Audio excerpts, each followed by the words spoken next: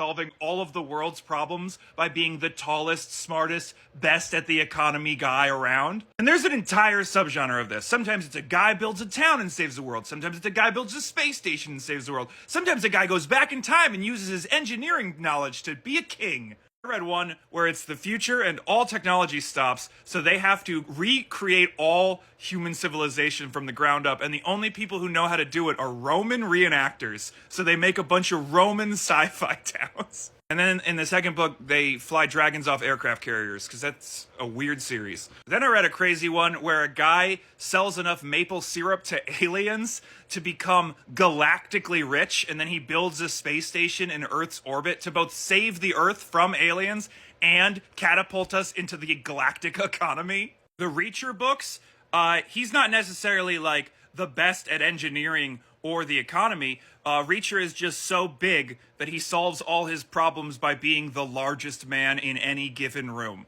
All those other characters in all those other books are also always the largest guy. He's always 6'5".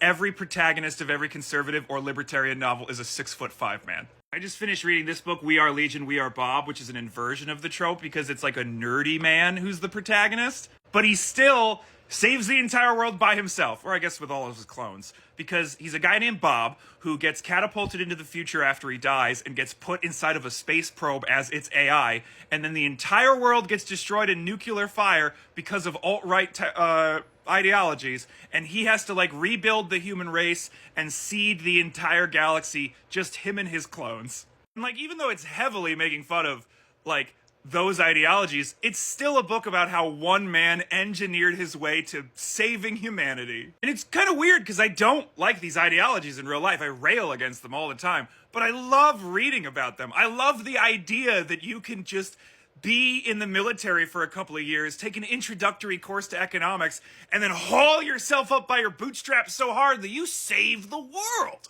I think it's kind of in the same vein that every time I watch Lord of the Rings, I cheer when Aragorn picks up the mantle of king, even though I'm an American and fucking hate kings. Like, I know it's not real, just like I know superheroes aren't real and can't solve our problems, but I love watching them do that in media. And if you think to yourself, I don't know, Pat, I've never heard of this genre, is it really that popular? Just know, Ben Shapiro tried to write one of these books. This also gives a really good insight into why, despite all of his many failures, conservatives still think